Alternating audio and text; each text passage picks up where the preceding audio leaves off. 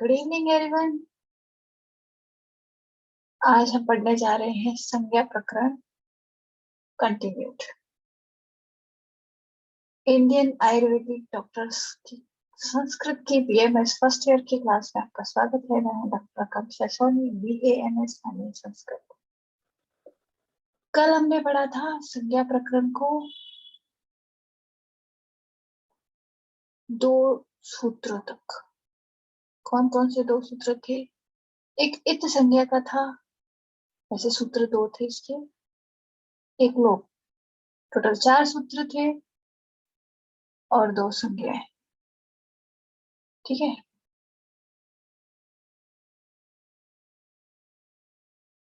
आज हम आगे बढ़ते हैं। कल वाली संज्ञाएं सबको समझ में आ गई थी ना? किसी को कोई सवाल तो नहीं वापस पढ़ने के बाद? वैसे इनके हिंदी अनुवाद वाले पीडीएफ मैं कल या परसों तक सेंड कर दूंगी। अभी जो हम पढ़ेंगे वही वाली पीडीएफ कर पाऊंगी। थोड़ा सा टाइम का शॉर्टेज चल रहा है। तो आज लेते हैं तीसरी संज्ञा, प्रत्याहार संज्ञा। इसके बारे में मैं एक बार बता चुकी हूँ जब हमने माहेश्वर सूत्र देखा था।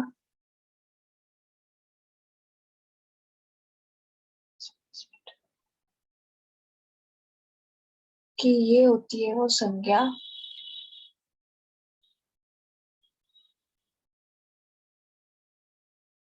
जो माहेश्वर सूत्र से प्रत्याहार के काम आती है ना। जैसे कि मान लो कि अक प्रत्याहार होता है, ये हुआ अक प्रत्याहार, है ना। जैसे ये अक प्रत्याहार है उस प्रकार से तो ये बताता है। इसके टुकड़े करे जाएं, सूत्र है आदि अंत्यन संहिता। टुकड़े किए जाएं तो होंगे आदि अंत्यन संहिता। आदि मतलब आदि, जो स्टार्टिंग में वर्ड आ रहा है वो। मान लो कि अक ही प्रत्याहार लिख रहे हैं हम, तो एक तो ये होगा आदि वाला, है ना। अंतिम, अंत्य के द्वारा, इन दोनों के साथ। यानी कि अगर किसी प्रत्याहार या उसमें लिखा हो, दो अक्षर लिखे हों या दो वर्ण लिखे हों, तो ये प्रत्याहार, ये सूत्र ये बताता है कि पहला वर्ण है और दूसरा वर्ण है वो दोनों साथ में होंगे, और इन दोनों के बीच में जितने भी वर्ण आते हैं वो भी साथ में काउंट होंगे। ठीक है। इसका मतलब ये होता है कि यदि जैसे अक लिखा है तो अक का मतलब होगा अ ई उ री ड्री, क्योंकि वो जो क और अ ई उण है।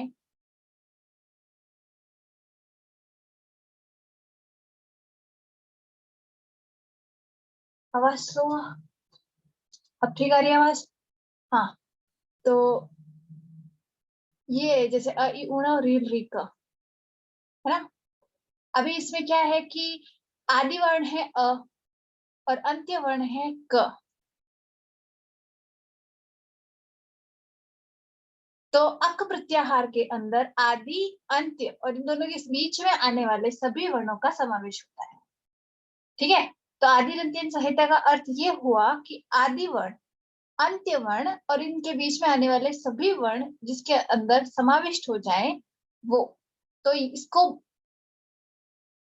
ये प्रत्याहार संज्ञा करता है, और प्रत्याहार के अंदर किसका समावेश होता है इसको भी बताता है। ठीक है। अभी इसमें भी हम लेते हैं कि जब हम ये लिखेंगे तो इनका हमने जैसे कल पढ़ा था, इन दोनों की हलंत्यम से इत संज्ञा होके तस्य लोपा से लोप हो रहा है, जिस वजह से अक प्रत्याहार में लास्ट में क्या बचेगा? अ ई उ री और री। ठीक है। पहला सूत्र समझ आ गया। अब दूसरा, ह्रस्व दीर्घ और प्लुत संज्ञाएं। ये मैं एक बार पहले बता चुकी हूँ, फिर से बताती हूँ कि वर्णों की या खास तौर से स्वरों की ह्रस्व, दीर्घ और प्लुत संज्ञा। तो वो क्या है? वो है उकालो, उकाल में अच्छों की ह्रस्व, दीर्घ और प्लुत संज्ञा क्रमशः होती है, क्रम से, जिसका मैं आपको बता चुकी थी। इस ऊ काल में कौन से 3 ऊ आते हैं? पहला ऊ आता है ये, दूसरा होता है ये, और तीसरा होता है ये।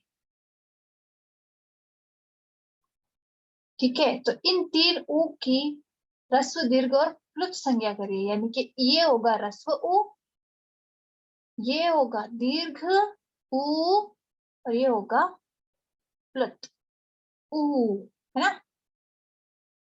प्लुत का प्रयोग यूजुअली हम या तो संबोधन में करते हैं किसी को बुलाने के लिए, या फिर करते हैं ऋग्वेद, मतलब वेदों में, वैदिक संस्कृत में यूज ज्यादा इसका।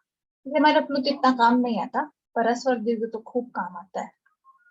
तो इस प्रकार से इन दोनों की ह्रस्व और दीर्घ संधि हुई। इसी तरह से सारे वर्णों के अंदर अ के बाद में आ की, ई के बाद में ई की, जी के बाद में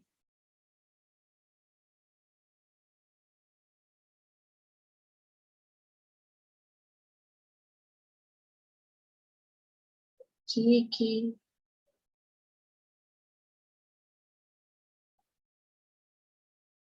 ठीक है, इसको लिखते कैसे हैं पता है सबको?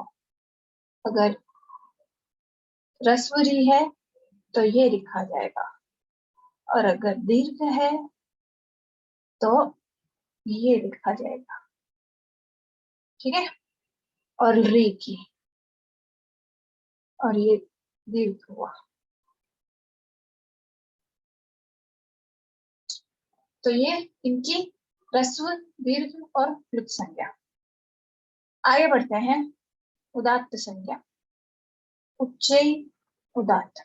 कंठ में जहां वर्ण बोले जाते हैं उसके ऊपरी भाग से जो वर्ण बोले जाएंगे वो उदात्त हुए, नीचे वाले भाग से बोले जाएंगे वो निश्चय अनुदात। और समाहार स्वरित, जहां सभी वर्णों का संयोग हो उस जगह से अगर वो बोले जाए तो वो स्वरित है।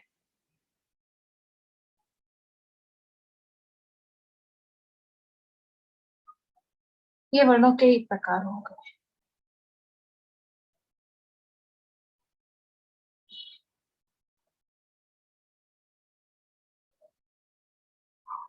ठीक है, उदात, अनुदात और स्वरित ये एक बार समझा चुकी होगी, समझ में आ गए होंगे, नहीं आए तो बता देना। कुछ भी समझ में नहीं आए तो टेक्स्ट, हैंड्स अप या म्यूट हटा के बता देना, कहीं पर भी अटकाव महसूस हो तो। ठीक है, उदात, अनुदात और स्वरित हो गए, ये अब तक हुए हुए थे। अब आती है अनुनासिक संज्ञा। ये अनुनासिक का संज्ञा सूत्र है। हमने जो पहले पढ़ा था वो संज्ञा सूत्र नहीं था, वो बता रहा था कि आस्य और आस्य, आस्य के बारे में बता रहा था। ये हमारे संज्ञा कर रहा है ना। वो सूत्र अलग था, ये कर रहा है संज्ञा मुख, नासिका, मुख और नासिका।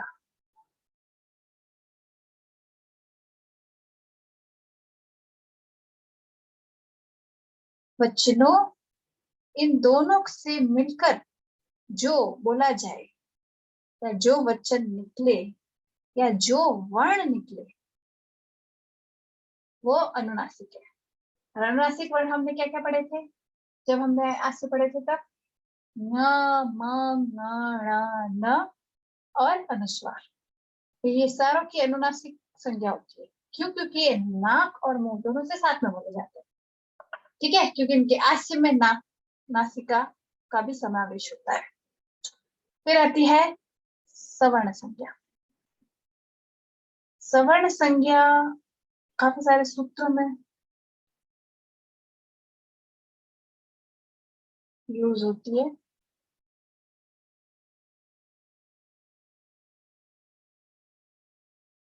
काफी सारे सूत्रों में यूज होती है, जब सूत्र आएंगे तो बताएंगे। फिलहाल है तुल्य आस्य प्रयत्न सवर्णम। हमने आस्य और प्रयत्न पढ़े थे, हमने आस्य और प्रयत्न पढ़े थे, किसका क्या आस्य है और किसका क्या प्रयत्न है, सारे वर्णों का। तो अगर किसी सेम आस्य के काफी सारे वर्ण हैं या सेम प्रयत्न के कई सारे वर्ण हैं,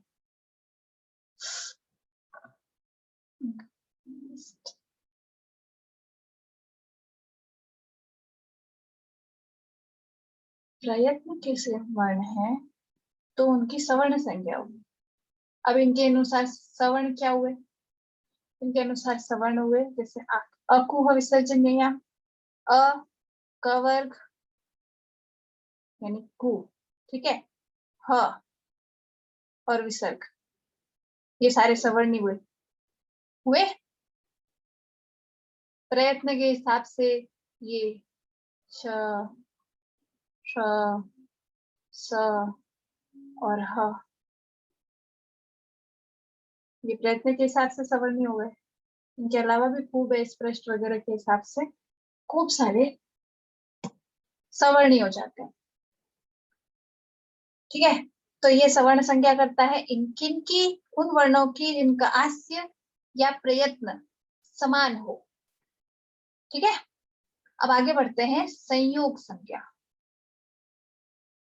संयोग और संहिता, इनका यूज आता है संधियों के मामले में। जब संयोग और संहिता संख्याएं होती है, जहां पर संयोग और संहिता होती है वहां संधि होती है। अभी क्या है,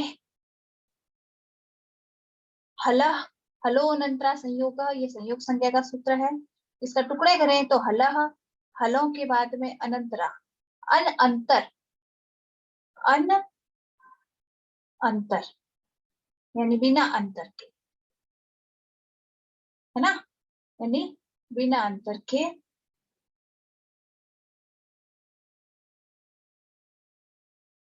विदाउट स्पेस हो गया एक तरीके से, बीच में कोई स्वर नहीं आना चाहिए, यानी कोई अच नहीं आना चाहिए।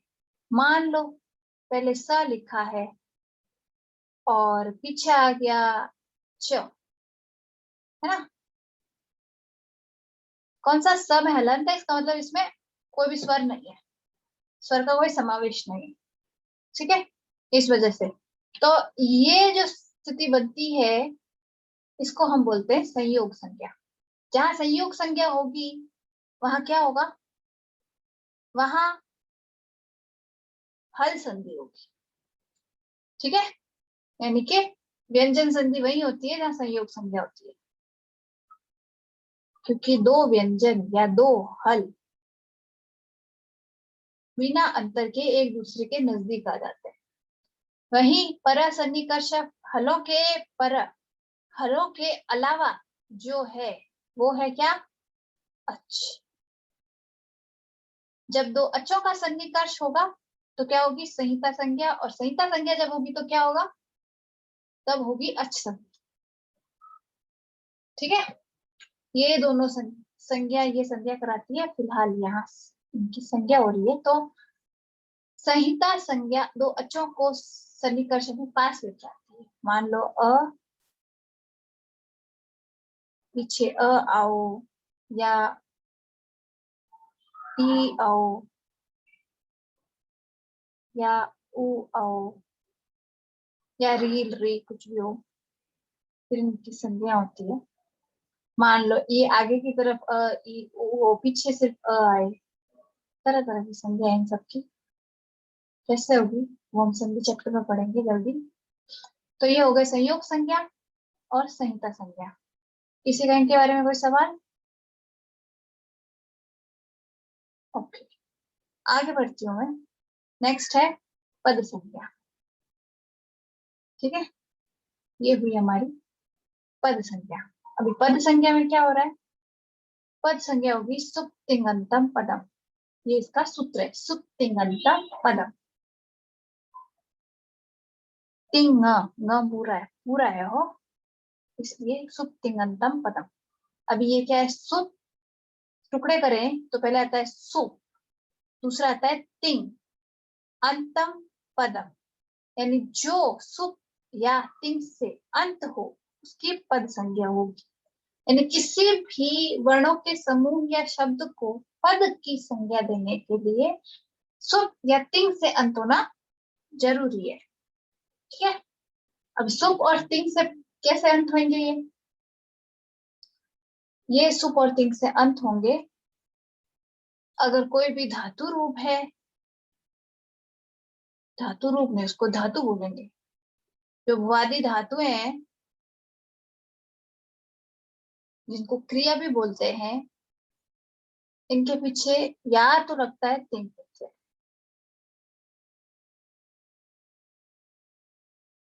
ठीक है, या फिर कोई भी दूसरा प्रत्यय लगकर एक वर्ण बनाता, दूसरा शब्द बनाता है और फिर उसके शब्द रूप चलते हैं। शब्द रूप चलने के लिए हमेशा सुप्रत्यय लगे लगेंगे। सुप्रत्यय लगे बिना शब्द रूप नहीं बनेंगे और तिंग प्रत्यय लगे बिना धातु रूप नहीं बनेंगे। ठीक है, सुप्रत्यय क्या है और तिंग प्रत्यय क्या है? ये है, मैं शायद लिखना भूल गई, अभी लिखा देंगे थोड़ी देर में। तो सुप और तिंग प्रत्यय जहां भी लगेंगे वहीं पद बनेगा, उसके बिना पद नहीं बनता है। अगर हम कोई भी वाक्य उठाएं तो बिना पदों के वाक्य नहीं बनेगा। वाक्य के अंदर सभी के सभी पद संज्ञक वर्ण ही शब्द ही आएंगे, अदरवाइज नहीं आएंगे। मान लो रामः पढ़ती, यानी कि राम पढ़ता है।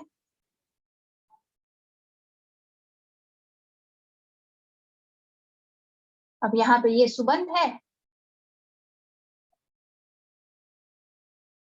रामः सुबंध है और पढ़ती तिङंत है। और प्रत्यय भी क्या लगे, राम में तो सुई लगा है और पढ़ती में टिप्ती लगा है, टिप। तो तिंग तिंग प्रत्यय का जो सबसे प्रथम प्रत्यय है वो है टिप, और सुप प्रत्ययों का सबसे पहला प्रत्यय है सु।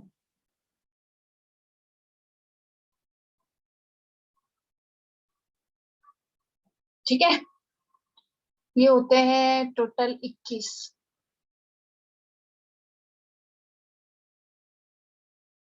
ये होते हैं टोटल 21, 7 3 21, एक वचन द्विवचन बहुवचन मिला के। ठीक है, और तिंग होते हैं टोटल 18,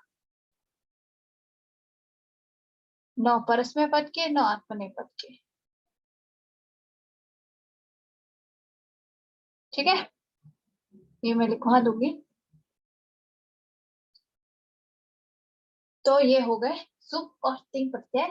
जब तक ये नहीं लगेंगे किसी भी शब्द की पद संज्ञा नहीं होगी और पदों के बिना कभी वाक्य नहीं बनता, ये चीज ध्यान में रखना। तो ये हो गई पद संज्ञा हमारी। फिर आती है गुण संज्ञा, इसका यूज आता है गुण संधि के लिए। अभी किन वर्णों को गुण के नाम से जाना जाता है? अब इस सूत्र को समझने के लिए नीचे का ये एक सूत्र पढ़ना जरूरी है। और ये सूत्र क्या कहता है? तपरस तत्कालस्य, इसके बारे में एक बार पहले बताया है, फिर से बताती हूँ। तपरस तत्कालस्य, अगर किसी के पीछे त है, इसके टुकड़े करें तो होंगे तपरः, इसके पीछे त है तत्कालस्य, वो उसके उसी काल का बोध कराता है। ठीक है, अब इस सूत्र का भावार्थ समझने के लिए हमें क्या करना पड़ेगा? हमें जाना पड़ेगा अचों के 18 प्रकार की। ये अ के 18 प्रकार होते हैं, सबको पता है। अब यहाँ जो अब ने अ लिखा है माहेश्वर सूत्र के अंदर, ये कौन सा अ हुआ? ये वो हुआ जो रस्व है, क्योंकि ये दीर्घ के अपृत नहीं हो रहा। ठीक है, निरनुनासिक है,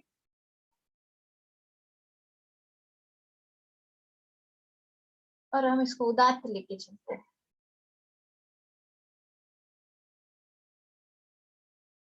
और उदात्त है। ठीक है, तो ये जो रस्व अ है, इसके पीछे अगर पीछे त लगा दें,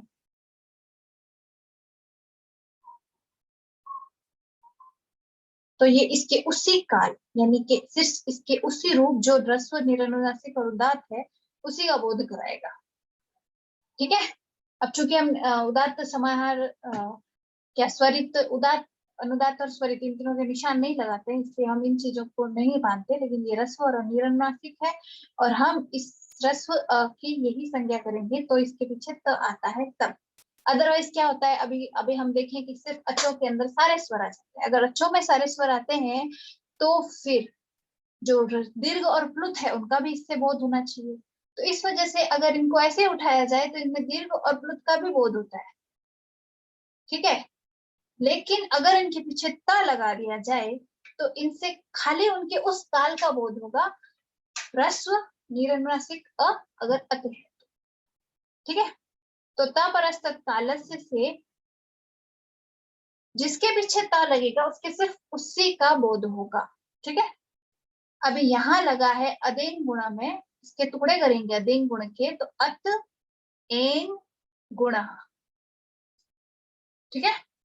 अब अत एंग और गुण, इनकी क्या हो रही है, गुण संज्ञा। किसकी किसकी, अत की और एंग की। एंग क्या है, तो हम देखें, ये है एंग, ये एंग प्रत्याहार है, ए ओ म, इसमें से ये चला जाएगा तो पीछे क्या बचा, ए ओ और अ, इन तीन की गुण संज्ञा होती है।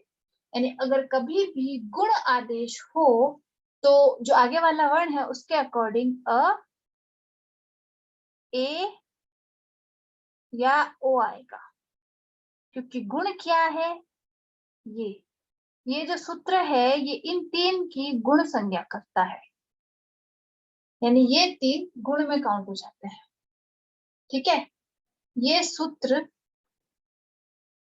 किस किस की गुण संज्ञा करता है, अ, ए और ओ की। अगर हम कभी भी बोलेंगे कि यहाँ गुण आएगा तो गुण का मतलब ये तीन वर्ण होंगे, ठीक है, समझ आ गया। आगे बढ़ते हैं। दूसरी है वृद्धि संज्ञा। अब ये वृद्धि संज्ञा क्या बोल रही है, वृद्धि आदेश, या फिर से वही तत्परस्त तत्काल से का यूज हो रहा है आद के अंदर, क्योंकि उसके सिर्फ दीर्घ रूप का बोध करा रहा है, जो दीर्घ आ है वो, और एच, एच में क्या आता है, एच में आता है ए ओ च, तो इस हिसाब से यहाँ हुए आ, ए और ओ, इन तीनों की वृद्धि संज्ञा हुई है। यानी अगर कभी भी बोला जाए कि यहाँ वृद्धि होगी तो इन तीनों में से कोई वर्ण आएगा, ठीक है। ये इन तीनों की वृद्धि संज्ञा हो गई। अभी अब तक मैं जो पढ़ा है इसमें किसी को कोई सवाल, कोई यस मैम नो मैम बोला ना। आ गया मैम।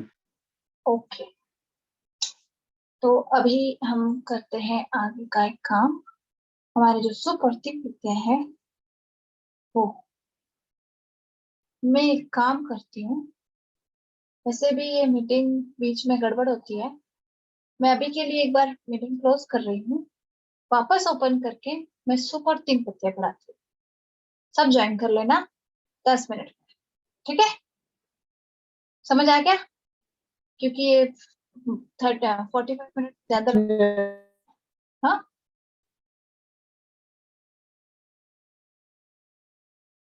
मैं अभी इसको क्लोज कर रही हूँ, फिर से ज्वाइन कर लेना, ताकि हम उन प्रत्ययों के अगर पढ़ रहे होंगे ना सुप्रतिक प्रत्यय, तो उसके बीच में कुछ गड़बड़ नहीं हो, इसलिए मैं अभी बंद कर रही हूँ, थोड़ी देर बाद वापस ज्वाइन कर लूंगा।